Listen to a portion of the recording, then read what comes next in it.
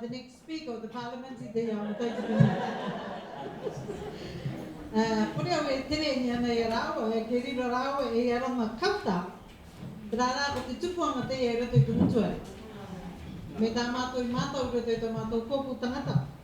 Me tā koto e kite nei I te tai pē tō mātou kōpū tangata. Te tai mai I te turu I te ngana te ahia.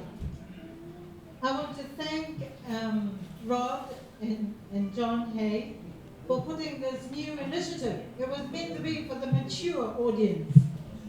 But I see we have a lot of young people and a lot of children. When they first put the idea to me, I thought, oh my God, and then John was the first guinea pig. And I came to see John that night and I said, I'm going to withdraw myself because it was too much. However, you know, we all want to do our bit in the development of our country. And I want to share my story with you because it wasn't a very happy story at the beginning. But my message with that, my lesson with that is, just don't allow anything that gets you down to where you just want to crumble up and disappear. Don't let that be for the rest of your life. In actual fact, for every negative thing that happens in your life, you should turn that into something positive. And I've done that in my life and I would be able to share that with you. And this is what I'm about. I say, e mahine manihikia. And I am. Even though I left Manihiki when I was about 10 years old. And when I lived away from Manihiki, until I came back 30 years later, it was like I'd never left. Because the impressions on my life when I was a young person in Manihiki was enormous, tremendous. Now look at my name. What do you know me as? Niki. Well, I'm sort of lying because that's not my name. Look at those names up there. Tutoma, Puapi, Picnic. Many of you often ask me, so is Niki for Nicole? Is Niki for Nicolette? Is Niki? I tell you, Niki comes out of picnic.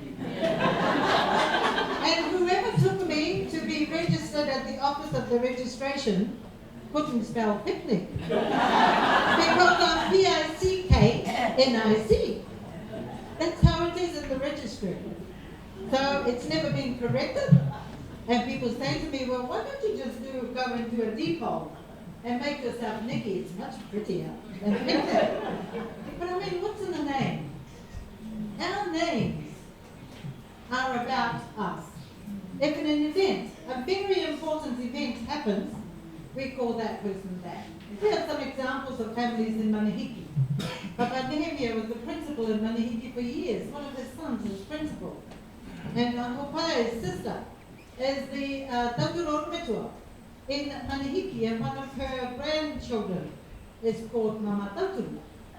And the reason I'm called this, promise not to laugh, my mother's sister Tutoma and her adopted brother or feeding brother Toka were school teachers of the Sunday school. And they went on a picnic, and when they landed on the Tukau beach, Abandoned Rock, that's where my name Picnic came from. So when people say to me, why don't you just go and change it? It's an event and historical in my family that my mother and father thought it was worth remembering. And I've carried that name through my life. It's a nuisance, because when the passports were not done electronically, I could say I'm also known as Niki Rattle. But when the passports became electronically done, they said I couldn't do it. So it's so confusing for the people who know me overseas. That when they see that name, they say, no, we don't have that person. We don't know who that person is. But there you go. And that's who I am. Now, Tutumapuapi Pikiniki Api is the daughter, the third daughter of this beautiful couple up here. This is my father, No Api, Potaka, Karapunga, and our further surname is Jennings. And this is my mother, Moeroa Mitua Okatene Tuaro, the daughter of Reverend Tuaro, that many of you know. And his surname is a Johnson. So that's where our parents are. And I said I'm the third of 11 siblings. And they didn't have television in Manihiki, and they didn't have the power, so people had some other very busy lives. My parents had 4 children who died. If you remember, one of the doctors who's here with us today, or 2 doctors we have here today, when babies in the olden days were born and they had diarrhea or vomiting, the treatment in those days was to starve them. No fluids, no food, and that's what happened to our siblings, because that was the learning at the time. And we learn today it's exactly the opposite. But we had a set of twins, a boy and a girl, and 2 other children who died as little babies in Manihiki. Now, I'm 66 years old, and I've got 50 minutes to tell you about 66 years of activities. Now, how can you do that? So, I know as I go, I'm going to have to speed up, miss some of the slides, but there are some major things. Here's my family. These are my brothers and sisters, the children of Api and Moeroa. And the lady in the white is Hiba. Daniel next to her, who's our eldest. Hiba's the second, I'm the third. My sister Katarina, who's married to David Jonathan. And my brother Sam at the back, married to Nga. And then my brother at the other end, married to a girl, and sister training, and sister Toka. January this year, my mother's children had a family reunion with all our little ones. The oldest was my brother Daniel in his 70s, and the youngest was a 3 weeks old baby at the time. And we had 84 of us together. Can you imagine? It was just so fantastic. And this shirt that these guys are wearing, I want to show you the reason I wanted my family to wear. I can't see all of you here. The reason I wanted my family to wear this is because it shows you, shows you about what my parents were about. My mother in the Manihiki language, you would say, that means she could do anything. She was a weaver, she was seamstress, she was a cook, and she was this and everything. And this fan on here depicts what my mother does. And if you look over here, turn sideways, you can see a diving suit that had the helmet with the rest of the suit. That's what our father did when we were children in diving for black before.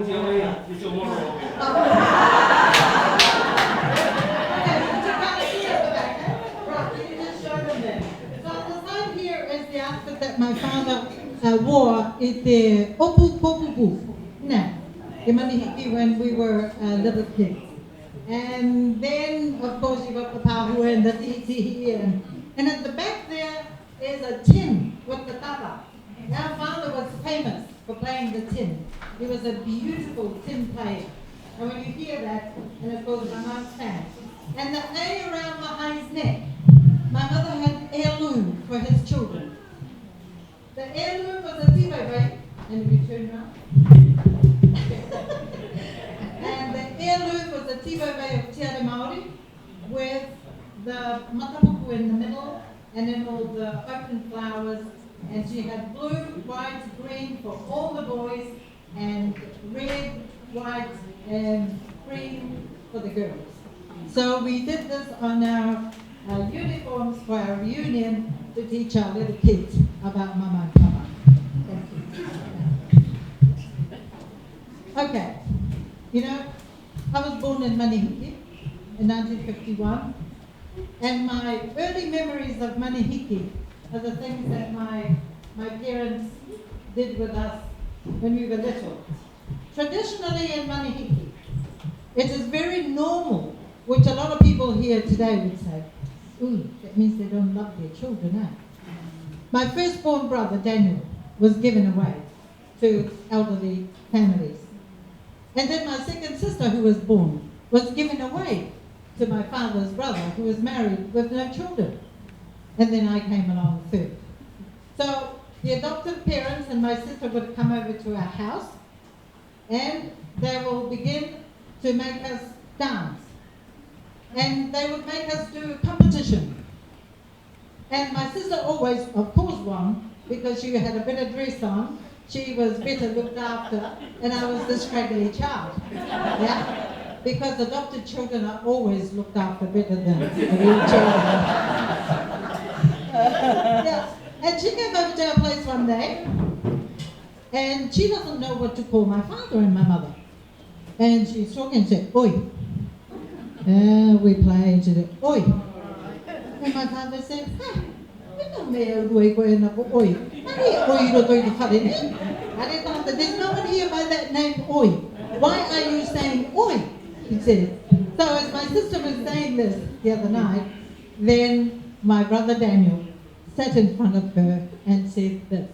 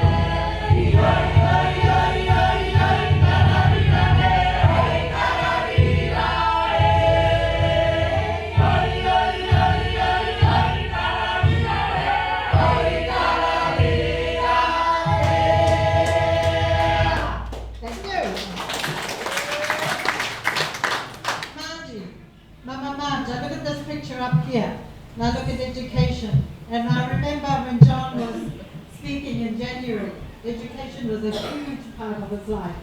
Well, let me tell you about my parents and education. Those of you who've been to Manihiki, if Mahai could be smart enough to go back to the first slide. Those of you who have been to Manihiki, to go from Tukau to Tauhunu by a motorboat would take you 15 minutes.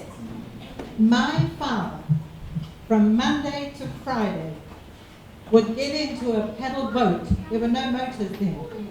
Get into a paddle boat and paddle from Tukau down to Tauhunu to take my brother Daniel, to take Inarima, and sometimes Temu Okotai, and my sister, Monday to Friday, there and back, there and back. What do you reckon, Marge? They should have got my father should have got a PhD. And he was so committed. He was, way back then. Then I didn't think people thought about education so much in those days. But my father was determined his children were going to be educated. And the reason we migrated to that slide, please, right? We migrated because my father did such a good job in taking the children to school. Daniel was such a good student that Daniel was sent here to Rarotonga to go to the Teachers Training College. How about that? And that was how my whole family then packed up and we came here to Rarotonga. So we came to Rarotonga and I was doing quite well too.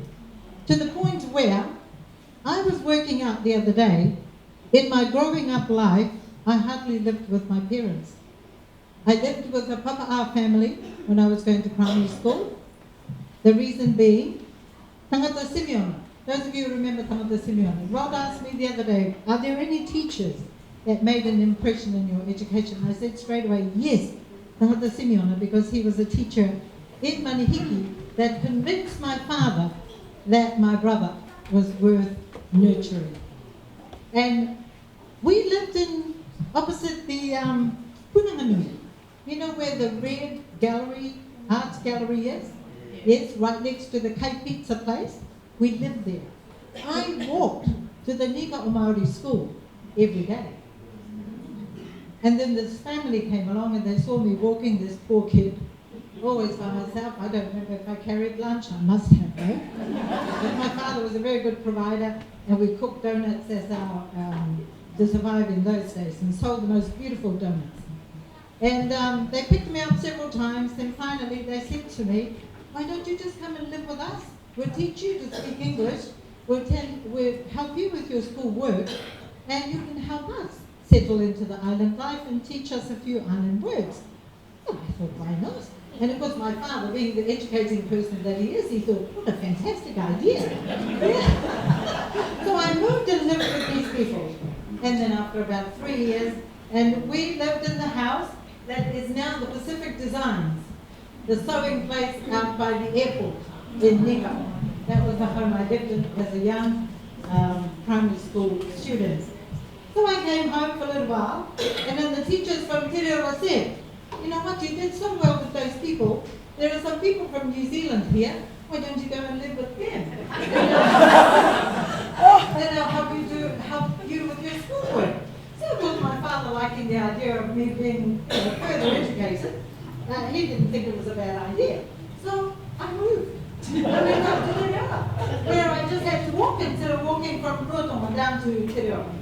No problem for me. It was beautiful. My life was good. I was studying well. I was a prefect. I was a head girl in the laboratory. But something happened that turned my life around. I got pregnant. It happens, eh? Yeah. So again, a lesson for me to the people here, and especially young people. Just because something terrible happens doesn't mean that you curl up and die and do what I wanted to do. It was so horrible for me at the time that I couldn't stand the shame that it would bring, my imagination, that it would bring on my parents who were beautiful, kind, well-known people. And I decided I was going to leave the island. I was going to go away. And I did.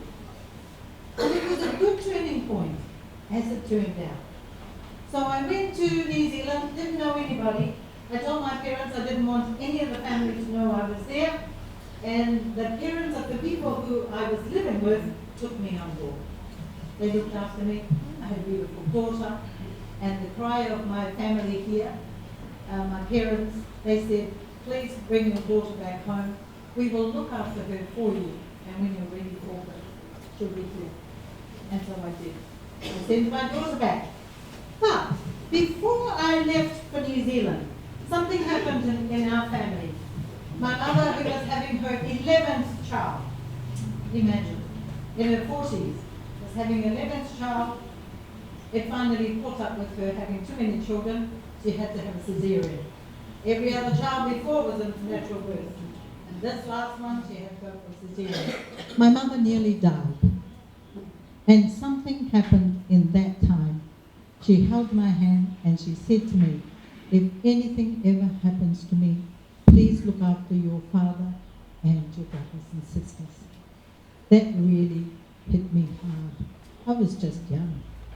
I thought, how do I do that? But then, those wonderful doctors and those wonderful nurses got my mother better. And this is what I decided. When I grow up, I want to do that for another family. I want to help a very sick person get better again. And I want that for that family because it felt so good when my mother didn't die. And so when I went to New Zealand, after having Georgina, I'm now ready to take on the world. What do? I remembered my promise to myself that I want to be a nurse, and that's what I did. The people who were looking after me in New Zealand were moving from Auckland down to Kawerau. And they said, come with us. What are you going to do staying up here? Come to Kawerau. Oh, what do I know? I just go along because I have nowhere else to go anyway. These are the people who cared for me. So I moved down to Kawerau, and as you know, those who know, Whakatane is just around the corner. And I got a job. I had my baby in January. I was in the hospital in February, and my nursing career started. And I worked as a nurse. I registered as a nurse. And then about 7 years later, I saw an ad in the paper. And the ad said, looking for a Pacific nurse to work at the Kinley's Forest Products Factory, Timber and Paper in Tokoro. I thought, that looks like me. I'm a Pacific Islander, and I've been in the hospital a very long time, so why don't I do something different? You know, I was single, I was free. I thought, why not? Let's try it. I applied, I got the job, I moved. Yeah? So I went down there, and it was fabulous. Yeah, for any of you who know Kinley's, huge factory that employed thousands of Pacific Islanders. And I really enjoyed my work there. The highlight of my work there was I went on a helicopter into the forest to prepare somebody ready for the ambulance to come and pick him up and bring him to the hospital. And I will never forget that. And I'll never have that opportunity again. Yeah. But something wonderful while I was in Tongaroa, I met my first husband. Oh, it was beautiful. I was in love. I fell in love with an American man. I loved his accent. I loved his wit. And he wanted to marry me. But first he had to free himself. He was going through a divorce. And he said, I'd rather have you than have the money. So let's go to America so I can pay the money out and I can marry you. My father said, are you sure you want to do that? You don't know this man. What if he doesn't look after me? But you know, I have a very good gut feeling